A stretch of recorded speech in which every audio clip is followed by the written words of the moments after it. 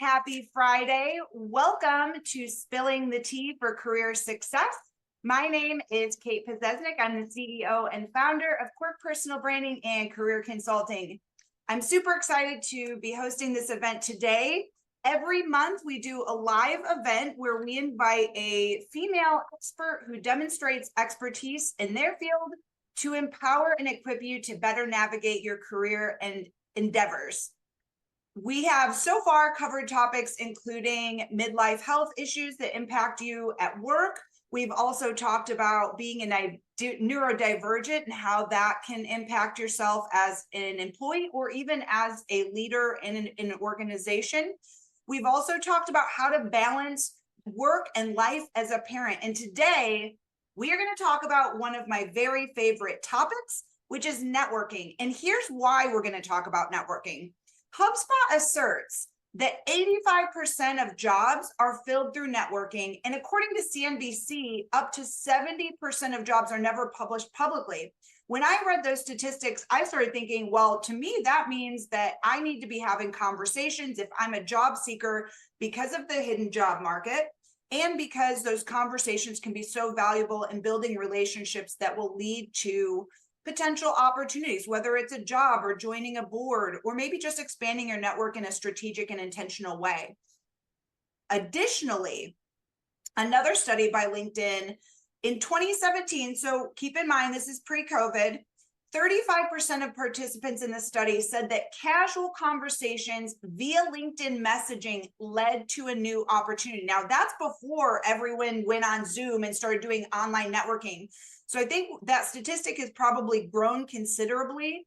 One other thing to keep in mind is that 79% of professionals agree that networking is valuable for their career progression, but only about half of them consistently keep in touch with their network. And those are some of the driving statistics and factors that really led me to wanting to have this conversation today. So I am thrilled to announce my guest this month, which is Rachel Rozen. She has a really interesting background history, and you're going to hear a little bit more from her, but she transitioned from her role as a chief customer officer to a networking expert, connecting with over 300 individuals in a single year after starting with just 5 meetings from January to May of that same year. So very impressive networking abilities. And inspired by her personal journey, she founded Connection Catalyst to teach networking skills through group coaching to professionals to help them overcome their networking challenges and better build meaningful connections. So Rachel, thrilled to have you here today. I have a very fun question to get our conversation started off. It's a Friday after all. I'm feeling a little spicy. So one thing I'd love to ask you is, what is one thing that Google wouldn't be able to tell us about you? Yeah, thanks, Kate. Excited to be here. A lot of people know that I'm an avid reader, but I read about 80 to 100 pages an hour. So that's not necessarily something that people see or hear as much, but I learned to speed read going into college from high school so that we could get through textbooks faster. And then I've continued to just use that skill and hone in on that. So I read about 200 books a year. I'm behind this year. My goal is to get to 1,000 in 5 years because I really started reading a lot when COVID happened. So I'm a little over 900 books right now. I think it's around 915 or something. I don't think I'm going to get to 1,000 by the end of the year, but I'll be pretty close to it. Oh, that's impressive. Okay, so you mentioned that it was really to be able to keep up with your textbook reading and stuff, but how does one become a speed reader? I'm curious. I have an English degree. I thought I was a fast reader, but you really take the cake. So tell us, how does that happen? Yeah, so I actually went back to my teacher to ask her a few years ago because people kept asking me, how do you do it? And I was like, I don't know, I just learned how to do it. And she told me that it's called brain chunking. So basically, there's 2 ways to learn how to read, to speed read. So one of them is specifically for textbooks or nonfiction. If you read the first sentence and the last sentence of a paragraph, you don't need to read what's in the middle because that's is really unnecessary. So if you read the first sentence, last sentence, get through the whole page, and you go back and read the whole page, you'll see you didn't really gain that much more information by reading the whole page from reading the first and last sentence. So that works well for nonfiction or textbooks. And then brain chunking is when you read the entire sentence at one time versus reading it word for word. So if the sentence was John walked across the street, you don't read each individual word, John walked across the street. You read it as one, John walked across the street. And then you go from reading one sentence to one paragraph to the entire page. So you can, your eyes just kind of chunk it at one time and you're reading the whole chunk. And it depends upon how the typeset is and how it's written. Some books are faster than others. If there's a lot of dialogue, if there's no dialogue, if there's no paragraphs, if it's just one whole page. So it really depends upon the book itself, but on average, it's about 80 to 100 pages an hour that I can read at this point now. So an average book is 300 pages, so I read that in about 3 hours. Wow. So I'm faster than an audiobook. I don't Yeah. really do audiobooks because they take way too much time. Yeah, I'm same as you. I like to skim through books as opposed to listening to them. I know a lot of people like audio, but for me, my little ADHD brain wanders. So if someone is speaking or reading aloud a book to me, it's too slow for my brain. So if it's not quick and quick and dirty, like I'm losing interest or I'm off on another topic. So very interesting. I think you're the first speed reader that I have met. So that is very memorable. I always tell my clients when they're interviewing or having conversations, I try to find a way where you can insert something unique and different about yourself, because it really does set you apart from others. And that's something I probably will never forget about you. So thank you for sharing that with us. Absolutely. So, tell us a little bit about how you became the go-to pro around networking. Tell us your story. Yeah, so my background has been primarily in hospitality. I worked in hotels and restaurants and then went to the tech side of things. And that's how I worked my way up to be a chief customer officer.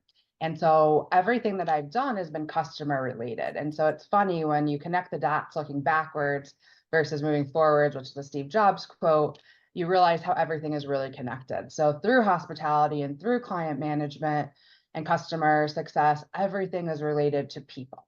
And so I realized that I did have the skill set. I just didn't know that there was one. And I never spent time networking because I was a workaholic. All I did was work. And so the people I knew were my clients and the people that I worked with, but I didn't spend time getting to know a lot of people outside of that. Or if I moved to different places, you might have lost track of them. And then when it came time to look for my next role, I knew I didn't want to be a chief customer officer again. I love what I did, but I was really burnt out from all the work that I was doing, specifically around the issues, the bugs when it came to technology. It's a lot. And being at a startup as well. And I wasn't sure what I wanted to do next. And that's how I kind of got started, because I needed to basically begin from ground zero. And then every person that I talked to, the main thing was, can I get an introduction to somebody else? So I was trying to get at least 2 introductions to somebody else. And then it became a point where I was still getting lots of introductions, but I was no longer really asking for anything. I had more inbound coming in than I had outbound. So I had to almost put a pause on it and be like, okay, are these the people that I want to keep talking to? Is this getting me to where I want to go? But ultimately, if you know what your ask is or who you want to meet, people should be able to connect you. And that's what was happening to me. And then people just kept sending other people to me saying, oh, you need to talk to Rachel, you need to talk to Rachel. And a lot of it that I was talking to people as it got towards the end of that 300 was around networking. And people were saying, how are you doing this? I was getting consulting jobs.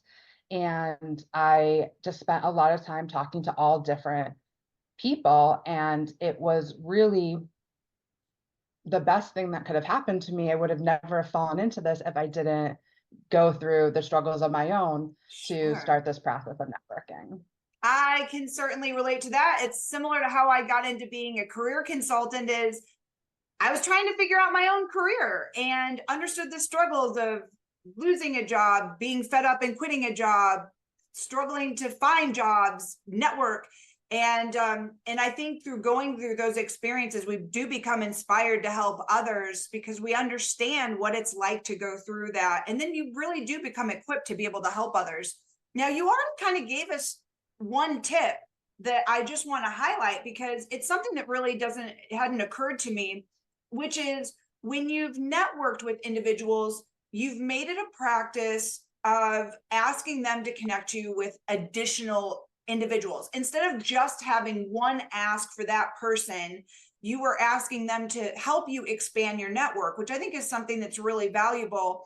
And I'll love to hear more about how that snowballed into people actually proactively then reaching out to you. So I think that's going to be really helpful information. But, I shared a couple of statistics about why I think that networking is important, but I'd love to hear from the expert. Why is networking so critical today? Yeah, networking is something that's a lifelong skill. And a lot of people equate it just to their job search, especially when they're job searching. And it's okay, now I need to talk to my network. I lost my job. But in reality, you need to be talking to people in your network consistently. So, how can you turn networking into a habit? And that's both professionally and personally. And you don't always realize how personal connections can help you professionally, or professional connections can help you personally. And I'll just tell you a quick story. So, someone that I worked with, we haven't worked together in 7 years, but we worked together for on and off for 4 years. She had come and gone a few different times. I had, when I was working in restaurants in New York City, she was my one of my managers at one point, but she had been promoted up to a manager. And we normally talk around our birthdays. Her birthday is exactly a month before mine. We're the same age. And I hadn't talked to her in months, and she just came to my mind. And I do this often with people. I'll just send them a quick text or message and just say, hey, I'm thinking about you. And because I had been thinking about her. And so I reached out, and she's like, oh my God, Rachel, I can't believe you reached out. I'm so excited to talk to you. She's like, I just started this job. My new manager reminds me of you. You're one of the best leaders I ever had. And I wasn't looking for that. She just happened to say that. And then she was working in a new hotel and looking for different structure that we had used in the past, but she couldn't find it. So she, wasn't expecting to hear from me. I had the information. I ended up sending that to her. You just never know how the conversation is going to go or spark, and reconnecting with someone, how someone could help you. And she didn't even think to reach out to me to say, hey, do you have this? Right. But I happened to reach out. We had the way the conversation went. She's like, oh, do you happen to have this? And I did, and I sent it to her, and we had a really great hour call that I wasn't expecting and she wasn't expecting. But whenever we connect, it's always something positive. And you don't realize, but no one's necessarily thinking about you. But when you do reach out to them, they're like, oh my God, I can't believe that this person is thinking about me, or that they reached out, because everybody's in their own lanes doing their own things. And the worst case scenario, they don't respond, or they don't answer, they don't care. Fine, you move on and you talk to somebody else. Yeah, I love that. And I've had this experience myself too, where when someone pops into my mind, past client or even an old high school friend, I'll drop them a line here and there. It does bring opportunities. In my case, it might be new business, in that we always need to be staying top of mind to other people, which I think even with networking, and we can talk about this too, I'd love your thoughts, even your LinkedIn presence or social media presence in general. Some of the business that I've brought in are from people I went to school with, people I've dated in the past. And the only reason, and I know this because they've told me, the only reason they thought of me is because they said, man, I'm always seeing you post about X, Y, or Z, or I saw you said something about this, or you're advertising an event about this. And, I'm glad you reached out because I actually know someone who could use your help, or I'm looking for a job and I'm so glad you reached out. Otherwise, I might not have thought of it. So I do think that makes a big difference. Would you agree that maybe outside proactively reaching out to individuals, which I think is the most important and critical because it's direct communication, would you agree that just having a consistent and robust presence on LinkedIn and maybe other professional social media sites could bolster your opportunities for networking, almost like as a passive way?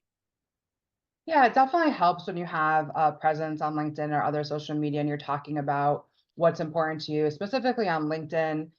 If you're job searching, you're generally talking about what type of roles you're looking for, or really showing your thought leadership is ideal. So the best way to go about doing that is not just your own LinkedIn, but commenting on other people's posts. So people start to see you and what your thought leadership is around the specific topic, because that's an easy way in to then connect with the author or connect with somebody else that commented on Sure. the post.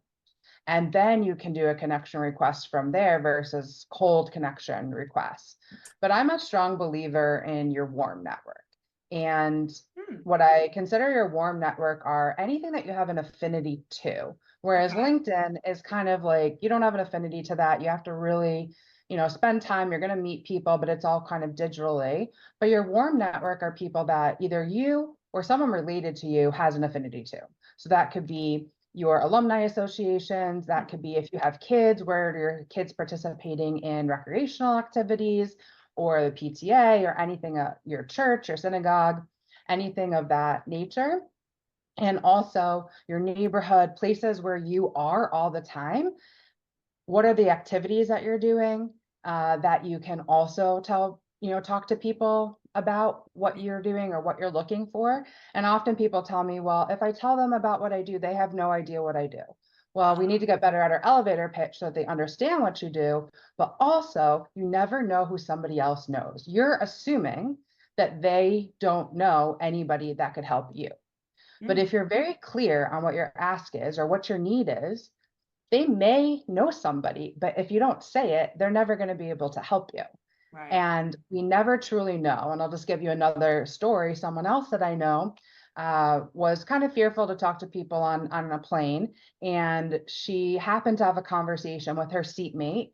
And she was looking to she's an executive, but looking to get into more higher ed related work. And the person next to her on her plane was in higher ed for many years. I don't remember the university. And it was serendipitous that they sat next to each other, had a conversation, and was able to then have a second conversation afterwards and continue to help her to get into higher ed, which is what she's very interested in doing. But if she never started that conversation with her seatmate on the plane, she would have never had gotten to the point of talking about higher ed or what she does, etc. So sometimes, yes, we want to be by ourselves. We don't necessarily want to talk to everybody. I get that. I'm the same way, but it never hurts to strike a conversation because you just never know how you could help somebody or how they could help you. Yeah, I agree 100%. And for me, I am, and I think I probably told you when you and I first became acquainted, I'm a salsa and bachata dancer. I love Latin music and dance. And I've gotten business just through my local dance community. You get to know people in different ways. And that's just from having conversations before and after classes, just being interested in people. You don't even need to network with intentionality. I mean, let me rephrase that. You should always be somewhat intentional, but don't forget that even those casual interactions, just being interested in another person, can open doors. And so I think that just goes to support your point that you need to be comfortable sometimes with putting yourself out there. Do we need to do it all the time? No. Sometimes you have a red eye flight and you don't want to see or talk to anybody. Totally get it. But other times it could be the difference between accelerating your job search or continuing to backpedal while you're, trying to advance. Now, one thing I wanted to ask you about that you had in some notes you shared with me is social capital. And I'm assuming that if I'm not real familiar with the terminology, that there's probably a lot of people out there who aren't. So tell us what social capital is and what it means in the context of networking. Yeah, so if you think of your network as a piggy bank, Hmm. and every person that you meet, you put a deposit into that piggy bank. So the longer you have the conversation, the more you talk about, the more you help each other, the more or larger that deposit is going in. Now, if you have an ask of somebody or you need to then to take a withdrawal from your piggy bank, then you have deposits already in. So you're constantly investing into that piggy bank. And then when you withdraw, you still have investments that are there so you don't go bankrupt. So if you think about that concept of the piggy bank, when it comes to social capital, everybody that's around you is part of your own capital or your own piggy bank of how much you've invested into that. And you need to guard that. You don't want to give anybody your ATM card and say, here, take whatever you want. One of my biggest pet peeves when it comes to networking is when people say, my network is open to you. That is false and completely untrue. My network is not open to you. You let me know what you're looking for, what you need, and I will go into my piggy bank and I will see who I might be able to introduce you to or how I might be able to help you. But I'm not going to willy-nilly just give everybody up to you because I built those relationships with them and they built those relationships with me. And if I just allow anybody to go talk to them, then I'm losing my social capital with them because they're going to say, why is Rachel just sending people to me? And either they're great or they're not great.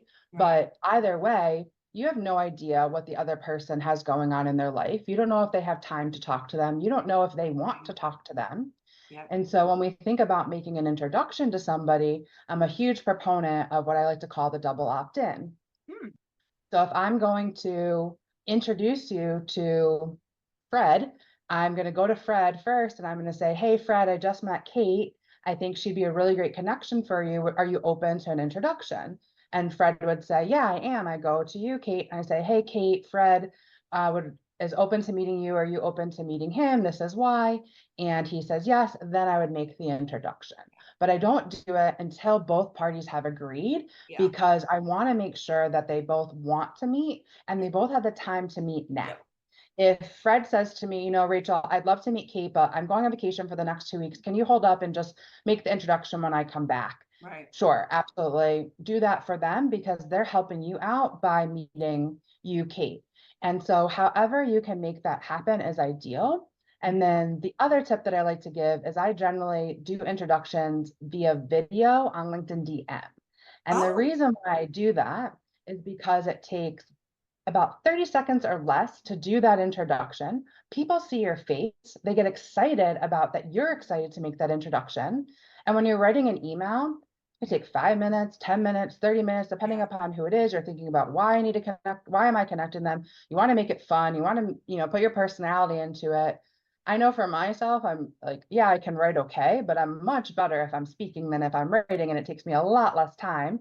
So I can knock out 5 or 6 different introductions, and then they're already connected on LinkedIn, so they can connect with each other. From there, they can share emails, etc. You don't have to worry about it. But where people really should be ensuring that their connections are happening is on LinkedIn, because after the fact, they'd have to go in and connect on LinkedIn, find out who that person is. Sometimes you might give their LinkedIn in the email, but it's really key to ask first. It drives me up a wall when people just, unless I've already said to them, hey, it's okay, just send me an introduction, but don't just willy-nilly send people connect with this person unless they've both said yes. I think it's just, really being considerate of people's time and energy, knowing that we all have limited of both. So I love that tip. And I think that's a great one. I do think I've seen before when people have randomly sent me someone and said, Kate, you should talk to this person. I'm like, okay. I'm always happy to make time in my schedule. But to your point, sometimes you have life going on. You know that you're maxed out for the next week or two, and you don't want to be rude, but then you feel like you're up against a wall because someone's already said, here's Kate or here's Rachel. And you kind of like, it's a little bit of a turn off. So I think that's a great tip. I love the video idea. I think it's great. I have gotten a couple of videos, not even necessarily introductions to other people, but just as introductions to themselves. And I love it because you can feel someone's energy. You can kind of see if you're going to jive. And I think that's really important. And it definitely makes people probably more likely to respond. And you think about how many emails we all get every day. Those emails get buried because they're not high priority. So, but if you see a video, I think people are much more likely to want to respond because it's engaging. What would you say is maybe the 2 or 3 top challenges that the people you've worked with have when they want to engage in more networking? Is it they're shy? Is it they don't know what to say? What do you normally see? The challenges vary, honestly, with all different people, but one of the biggest things is time. And people just don't have the time or don't know how to find the time to do it. So that is number one. How can we, in order to make something a habit, you have to make time for that habit. So what does that look like? And it is different for every person. Like, for example, I know that I can only go to one in-person event a week, max two. Yeah. If I go to more than two, I have no energy for the rest of the week, because also I'm spending so much time on follow-ups that I'm not going to be able to do much else. Yeah. And if I go to multiple events and I'm meeting all these different people, I still want to connect back with them. That takes time, and people either don't do the follow-ups, or if they're doing them, then it's taking up even more time to do those follow-ups after the event. So that's a big one. And then also, another one is how to have a good conversation where you feel like you are able to make a connection with somebody, that there can be a follow-up post that first interaction. And so working with people on how to have those conversations and make them more personable, because we often go straight to business. Like the same thing with an interview. And when I coach people that are networking, I coach them, say, like if they're job searching and networking, I also coach them on interview related conversations, because it's very similar. And if we don't have that personal touch in there, it makes us inhumane. And I always like to say, people hire people, not pieces of paper. Yeah. And if you show your true, genuine, authentic self, people will connect with you. Now, sometimes there's going to be conversations where there isn't connection, or someone's going to try to explain things to you in a way that they think that that's how it needs to be, and they don't want to listen to you, and the conversation is one-sided, and maybe you don't want to talk to that person anymore. That's totally fine. Yeah. But how can we best get a conversation of connection happening versus just a conversation? I love that. And one of the things that you said that really resonated with me is coming to engagements, events, conversations, being your authentic, genuine, sincere self. And I've always said, when you are who you are openly with others, obviously in appropriate, in appropriate ways, given the situation, you attract your tribe. You attract the people who are going to be aligned to the opportunities, to other connections, who are going to be most appropriate for you. So, and I think that's a big challenge for a lot of people, is sometimes we feel like we have to fit in this mold given our industry or our position or our level of seniority. And we forget that human element of, at the end of the day, we're all people. And we want to connect with other people. I mean, really, that's what life is all about. So if you're being something or someone that you're not, A, it's evident to other people. And B, you're missing opportunity to grow your network and your opportunities in a very thoughtful and intentional way. What would you say are some of the biggest, like, oopses or most common mistakes that people make when they're networking, and how can those be avoided? You you've told us a couple, but are there anything that we've missed? In person or virtually, or just in general? Both, yeah. So I think one of the things for in person is people like to show up fashionably late. I like to tell people, show up early, be the first person in the room, especially if you're someone that struggles with breaking into a conversation, or you don't like trying to make a conversation or break into a conversation. If you're the first person in the room, where do people have to go to talk to you? So you're starting that whole process. And that is a very easy way to make conversation.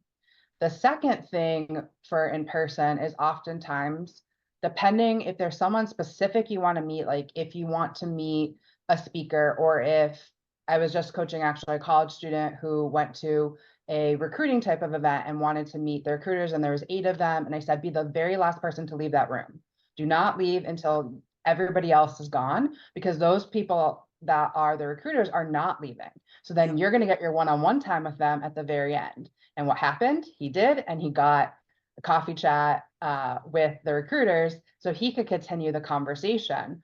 What happened to the rest of his peers? They all left. Right. So they may have gotten something, possibly, but if there's hundreds of people in the room and you really want to talk to somebody, stay behind and make sure that you get the opportunity to speak to them. So it goes on both ends of the spectrum. Whatever is, more important for you, you can't always be there the entire time, but both of those tricks really work. I love that. It never occurred to me that when you're trying to get a specific person's attention, you have to wait until, or be there early enough where their attention is not divided between 20 different people all vying to get time with them. So I think that's really wonderful. How often, you shared that you go to in-person networking events, like 1, maybe 2 a week.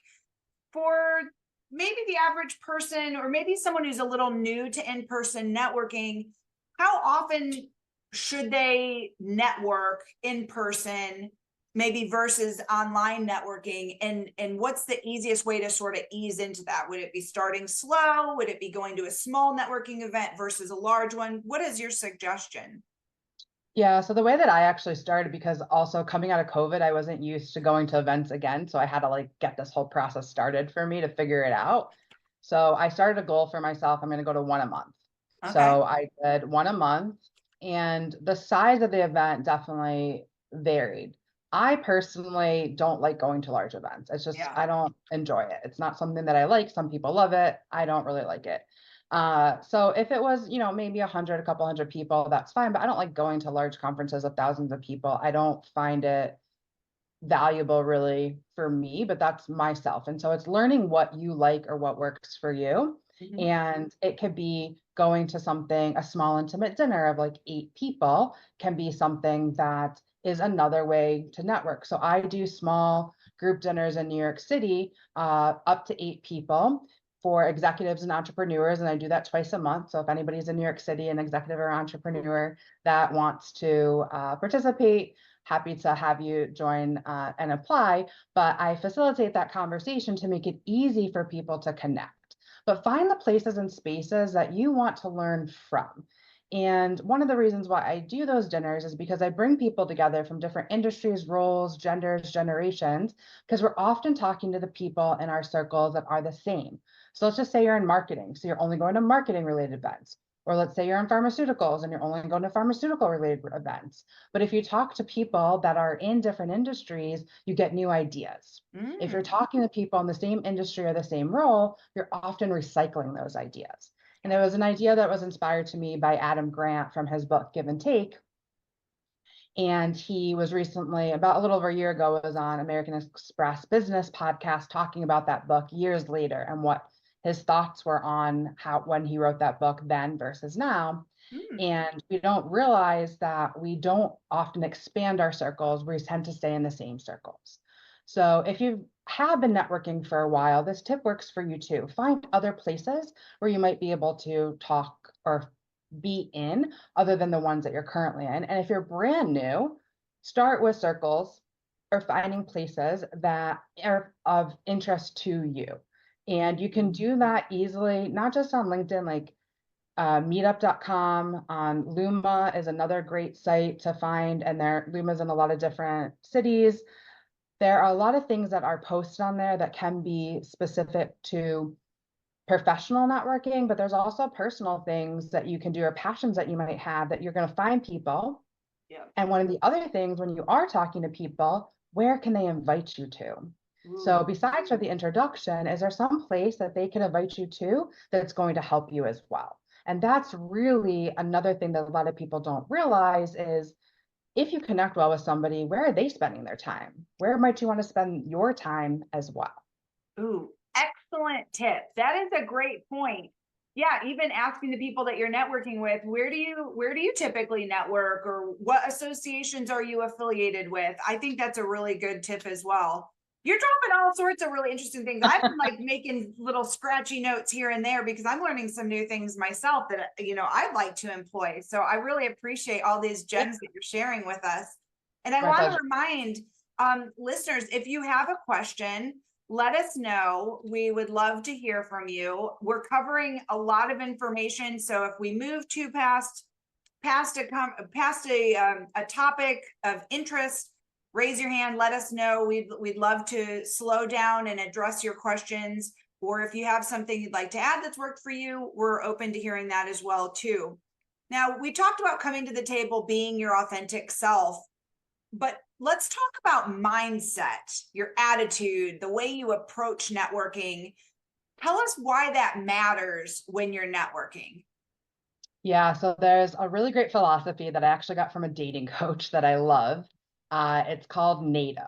So NATO, not the Global Alliance, Right. but NATO stands for not attached to outcome. Now, especially when you're job searching, people talk to somebody when they're networking, and that first person they talk to, they're like, oh my God, they're going to hire me. Well, they may not be the hiring manager. They may not even know the hiring manager. They probably don't have a job for you, but they might be able to help you. But if you're attached to the outcome of that conversation being that this person is going to hire me, then you're more likely than not, you're going to freeze up. You're not going to be yourself in the conversation because you're so excited that you got the connection, you're having this conversation, that you can't truly be yourself. Right. So I tell people, write down NATO, put a post-it note on your desk, put it in your head, wherever you need to have it, on your phone. But remember NATO whenever you're having a conversation. Do not be attached to that outcome. Just let it be. Whatever happens, happens. And it's a great philosophy, honestly, for life. But for dating, the reason why she has that as a philosophy is because if you go on a first date, so many people like, oh my God, am I going to marry this person? But surely it's, I'm going to go on this first date. Can I get a second date? Okay, I want a second date. Am I going to third date? Right. Do I want to be with somebody for this third date? And so it's the same thing with networking. I have that first conversation with them. Did we click? Can we have another conversation? Can I help them in some way? Can they help me in some way? But whatever the outcome is, it is. Yeah, I like that. That makes a lot of sense because I think otherwise we tend to ignore the other types of connections we could make with other people because we've got blinders on and thinking, I need a job, I need a job, I need a job, that you deviate from just humanizing yourself and just having a conversation, which is, a lot of times we get so entrenched in having a goal for why we're on a call with someone that it's like business, business, business, business, which is fine to some degree, but then we forget those personal connections. And at the end of the day, you do want to help people that you like, that you've connected with in some kind of personal way. So I love that. Now, you talked a little bit about following up, after any kind of engagement, really, but particularly after in-person meetings. What's the best way to follow up? How soon should you do it? What should you say? How long should your message be? Should it be a text? Should it be an email? Should it be LinkedIn? What are your suggestions around that? Yeah, so I generally, how I help people when they're at networking events is take notes on your phone. So I have an iPhone and I like to use a notes app. If you have an Android or you like another notes app, that's totally fine. I start the page before I go to the event. I title the page, whatever the name of the event is, and I date it. And then for every person that I talk to, I write down their name and I write down notes. And you're probably like, Rachel, you're taking notes while you're talking to them? No, I'm not. But a couple of tips with that. So the first one is, say you and I are having a conversation and I might say, hey, Kate, do you mind if I just jot this down? Well, it's already up on my phone. I write your name down. I jot the note down for myself. Then as I'm leaving the conversation between the two of us, I may jot down other notes. So I may put down specifics about you, things that we talked about, personal things that we talked, or personal connections that we talked about, or anything around that conversation. Then I use that when I send my follow-up because we have talked about something specifically. And more times than not, you're going to your phone after you leave a conversation anyway. You're checking your text messages, you're going on the internet, whatever. And that gives you the opportunity to do that. So that's one key tip. when you're following up, I like to tell people, try to follow up within 24 to 48 hours. If it takes longer, it is what it is. It's not the end of the world, as long as you do the follow-up. Sure. But you take those notes so that you are doing a personal touch. And I generally like to do it on LinkedIn because ideally in that conversation, you've connected on LinkedIn. But when you connect on LinkedIn on your phone, it's complicated to send a note at the same time. Right. So you always go back the next day or that evening, whatever it is, and you send a message to them. So Yeah. that way there is a message. And every time you make a connection with someone on LinkedIn, I'm a huge proponent for sending a note because you want in that note to say how you connected. Hey, Kate, we met on this LinkedIn Live. Or Rachel, I just met you, heard you and Kate on the LinkedIn Live, would love to connect. That's a great way because then that's in our history. I know how we've connected. And so if I ever need to contact you again, I know how to contact you or why we connected. Or if somebody comes to me and says, hey, do you know Kate? And I say, oh, I do. We're a connection, but I don't remember how. I go to my DMs. I'm like, oh, this is how we connected. I love that. That's awesome. Yeah, that's super helpful. I think that keeping notes is really critical because especially if you're going to an event and you're talking to even 5 people, even 5 conversations, it's real easy to forget who did what and where they worked. And, I feel like, well, this is one of the things I wanted to bring up. Business cards seem to be not as prevalent as they used to be. And for myself, specifically, I use Dot, that digital card, and that I can just tap my phone to someone else's and they'll immediately be able to get basically all the contact information that I have. And I think that that's really important to make those connections right away, or to have some kind of way to make sure that you're documenting how you met. And I love the point of doing it in a LinkedIn message, because to your point, you can actually go back and refer to, how did I meet this person again? Because I get that all the time. Like, how do you know so-and-so? And I'm like, I know them, but I can't remember if I met them at a conference or if someone introduced us online. So I think that's really helpful.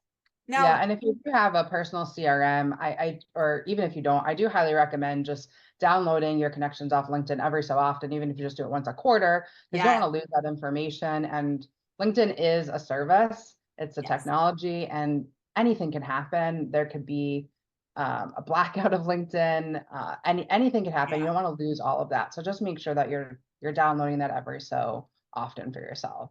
And I have a feeling there are people out there that didn't even realize you can do that. There is a functionality on LinkedIn that allows you to download data associated with your engagement on LinkedIn. And I absolutely second what Rachel said about download this regularly so that you don't miss those connections. If LinkedIn goes down or becomes obsolete, you at least want to have the contact names of the people that you've been associating with.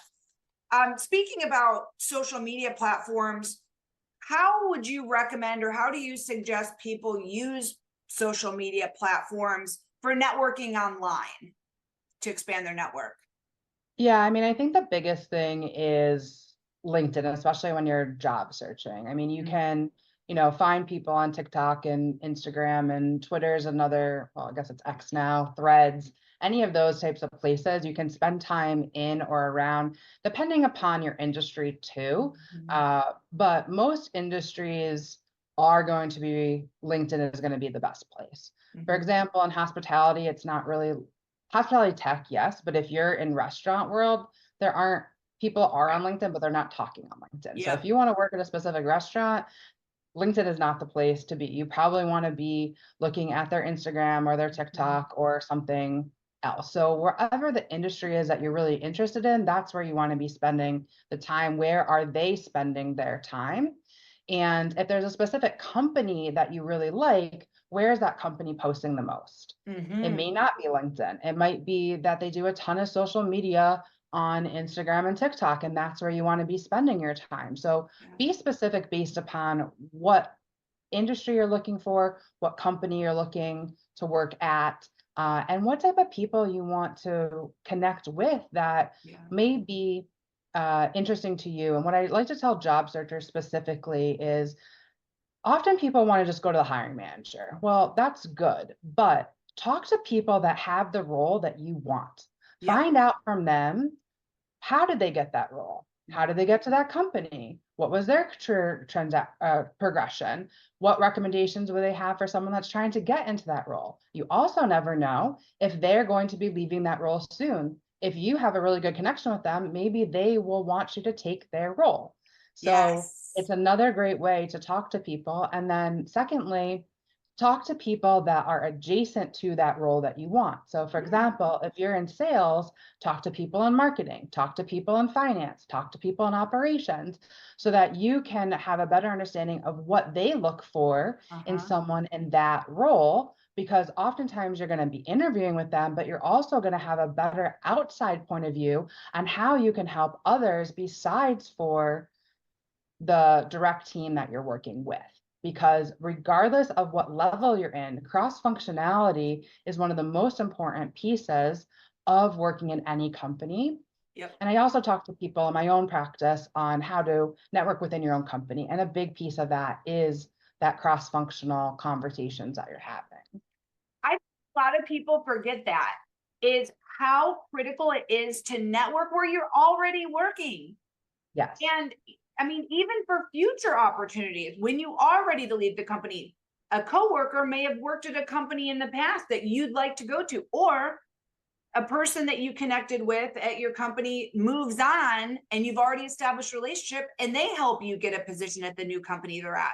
So I think that's a really good point to bring up, is making sure that you're maximizing the opportunities to network when you already have something in common. You already work for the same company. And I think people are more likely to engage with you when you share the same workplace, as opposed to being a perfect stranger, so to speak.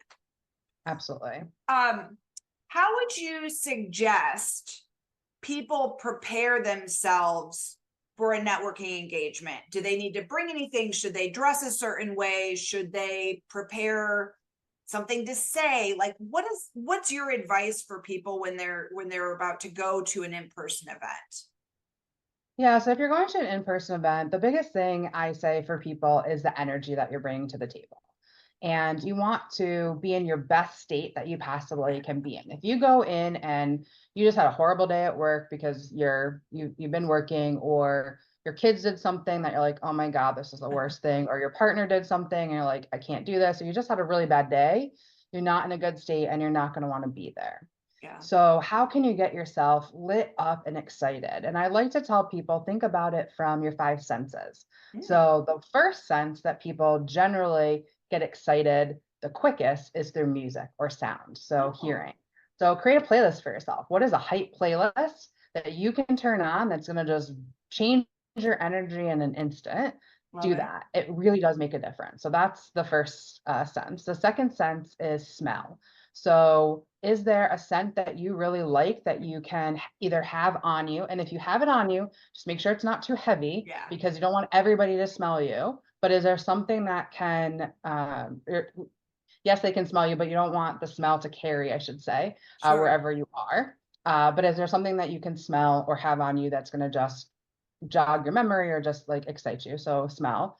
The second thing is sight or seeing. So is there a picture that you can have that really excites you, whether that be a vision board that you have, or is it a photo of your family or their favorite vacation or your pet, whether that's on your phone, on your desk, somewhere that you can look at it, you're like, oh, yep, I'm doing this because of my kids, right? So that's sight. The second one, or the next one, is touch. So sometimes people can be very anxious. So to calm yourself down, can you have something in your pocket that is easy to just be a feel? So it could be something that's squishy, something that's soft, something that is tactile, something that is really anything that you can just put in there that's not going to be too obnoxious to anybody else. But if you touch it, it's just kind of a reminder of, hey, I need to get back into this state. And then the last thing is taste. So that could be a hard candy. I don't recommend gum, a mint, a Tic Tac, something of that nature that you just pop that. And again, those things are just reminders to get you back into a state where you're ready to be able and open to having those conversations with people. And your energy just kind of perks up. You could do all of them. You could do one of them. Some are before, some are during. but it all really does help to prepare yourself in a way to get through the event and be in your best self. I love that. The five senses, and that's easy to remember too, right? Because if you think of the five senses, you can rattle through those very quickly when you're preparing or even at a networking engagement. What are some of the effective strategies? And you touched on a couple of them, about making meaningful connections at networking events. Earlier, you mentioned, arriving early and staying late. Are there other tips that you would recommend for making sure that the conversations you're having are fruitful? It can be hard in those types of conversations because it is very transactional. Often you're having a conversation quickly, you're moving on to the next. But try to have topics that you're bringing up that form a connection with someone quickly. So, for example, it could be as simple as what brought you here today is a really great opening question to somebody. There could be from there lead to other things. Another thing that you could say to someone is, what are your big plans for the weekend, or what do you really enjoy doing outside of work? When you talk about people's passions, it really does make a big difference, and that's a huge connection point. I have a framework called the 3Ps, which is passions, personal, and problems. So when you talk about someone's passion, something that's personal to them, or a problem or challenge, that really gives you the opportunity to build that connection. In networking events, specifically when you can talk about a problem or you have enough time to bring up, is there a problem or challenge that you're dealing with right now? And you can phrase that in a lot of different ways. If you help that person solve that problem, they're never going to forget you. Yeah. And Yeah. I know people have gotten jobs from just random conversations with someone. They're like, oh, I see how you handle this problem. I want you to come work for me. I've actually gotten consulting jobs that way, where I was answering problems through like a Slack group, and someone saw how I was handling the questions that people were asking. They say, hey, can you consult for us? And this was before I started this, when I was in between my full-time job. But that's the best way for people to notice you. I love that. Those are wonderful tips. Now, in terms of folks who are job searching or preparing for a job search, what are 2 or 3 tips or suggestions you have for leveraging networking as a conduit to landing that next job? Yeah, so I highly recommend a couple things. One is, wherever you want to work at, whatever companies you want to work at, see who you're connected to there. And it doesn't have to be anywhere in that same department. It could be anywhere in the company, to just connect with them to learn about the culture, the company, etc. Sure. And also, like I had mentioned before, connecting with people, they don't have to be in the company that you want, but really, I highly, I can't say this enough, connect with people that have that role already, because you're going to learn so much from them of how they got that role, regardless of the company and regardless of the industry. Primarily, I mean, you can talk to people in that same industry, but you might learn something when you talk to someone in a different industry about that as well. And that's really key. And then the third thing that I would say is, make sure you're talking to people that you previously worked with, or people that are in your warm network that I had mentioned before, someone that you have an affinity to. Let them know what you're looking for, because they might be able to make an introduction for you that you never realize that they're connected to someone that could be helpful. Yes, it can take a lot of time and energy to have those conversations, but you just need one person. The same way you just need one person is going to be your match and you're going to marry them. You just need one person that's going to help you get that job. Well, and I think it's, you can do the spray and pray approach and aimlessly apply for jobs online, and that's a time suck too. So Yes. why not take that time and energy and be intentional in the outreach that you're doing? Because, back to the statistics, jobs are filled through referral, through who you know, through the connections that you make. So Yes. while I suggest to people, you should still be doing both. You should be applying online, but you should also be following up with contacts in the organization, the hiring manager, whomever you can get a hold of, as well as, you know, just doing general networking to try to open up more opportunities. So I think that's great. Yeah, and I was going to repeat a line that I said before, just to make that same point, Yeah. is people hire people, not pieces of paper. So when you're applying, that's a piece of paper. When you're having conversations with people, that is that people-to-people connection. So the more people-to-people connections you have, the more likelihood of the opportunity for a job to come about versus applying. And especially now, because it's still a employer market versus Mhm. employee market, they're getting thousands of applications. The ATS is looking through the resume, and you may be the perfect candidate. I also know a lot of people that are applying for roles that they're qualified for. So they're automatically getting disqualified because they're overqualified. So talk to people. You just never know what that's going to look like. And you can get more and more strategic depending upon what you are looking for and what that is, but you got to start somewhere, and the somewhere is just having the conversation. So I like that too. And we're gonna wrap up here in a few minutes, but I have one last question for you. I think there's always some mystery around what your messaging should look like when you're asking for a conversation. Do you have like a go-to message or way of communicating and ask what, for example, let's say I'm job seeking and I want to talk to someone who's in the functional area that I'm looking to work in. What do I say to them that's going to grab their attention and want them to help me? We don't know each other. Yeah, so I think it really depends upon what you truly want, but if you can make a personal connection with them, and one of the things I tell people specifically in their LinkedIn about me section, if not in your headline, put something personal in there about you. So you can start the conversation with that personal thing. So for example, in my headline, it says that I'm an avid book reader. So if someone starts with books, absolutely.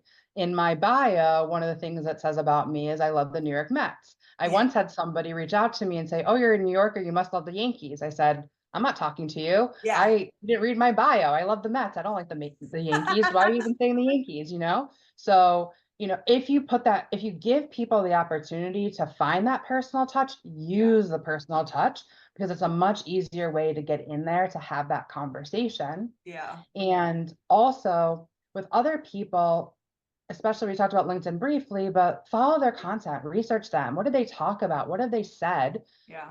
An interview that I had before I started doing this was with a CEO of a company, and I did a lot of research on the CEO.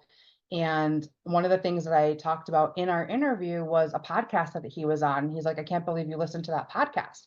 Well, I brought up a specific piece from that podcast, and he was shocked that I even would do that. And obviously, this was an executive interview, but even if you're not an executive, you can still do those types of things. And it makes such a difference. And people love compliments. Yes. And how did you inspire them? How did they inspire you, I should say? Yeah. What are something that piece of information that they talked about that you really liked, or how something is done? And the more specific you are versus generic, the better that conversation is going to go. And don't be overly and try to make a good impression. Like, be yourself, but the more that you can just bring something up that they're like, "Oh wow, you like thought of me in that way. I really appreciate it." It does go a long way. Yeah, be relevant. Be relevant, which makes a lot of sense. I'm going to share Rachel's contact information as well as mine. If you'd like to reach us, you can find us on social media via email and through our website. So I'm going to throw this up here for anyone who wants to reach out to Rachel or myself. Rachel, I believe you have an event coming up this month. Would you like to share what that is and how people could reach you to get involved? Yeah, I have a free networking webinar on September 24th at 3 p.m. Eastern time. You can find it on my LinkedIn. Actually, if you go to my LinkedIn, it's the first thing on my featured. Just click that and you can register for the event. There is the easiest way, and feel free to connect with me as well on LinkedIn. I'm happy to share more information. Excellent. I love it. Do you have any last parting? Oh, let's see. Oh, I do have a question that I missed in here. Okay. Someone recently relocated. Recommendations you might have for networking in a new area. Yeah, that's a great question. So I hear that a lot when people move. So I would find places, think about the places or interests that you have. So for example, if you really like running, joining a running club. If it's industry specific, same thing, look on Meetup or look on Luma to find events that are happening in your area. The other thing is the Chamber of Commerce in your area also has events all the time. So that's a good place to potentially go to. And depending upon the city that you're in, there are often city type social media accounts. So on TikTok or Instagram that you can find that post events that are happening in your city that you might find of interest too. So that's just another way to look for places to go to, and they can both be industry or non-industry related. But if you go to something that's more personal, ask those people if there are places that are specific to your industry, because they're going to know better than like I am, because I may not live in your area. But the more you ask people around there, then you're more likely to find events that you can attend. Excellent advice. And I think I talked over you. My apologies. My last question for you, which was any parting words or big tips or pieces of advice that people listening should know before we leave? Yeah, the one thing I didn't get to mention yet, and I think this is really, really important, is show your gratitude. Be thankful for any time someone helps you with something.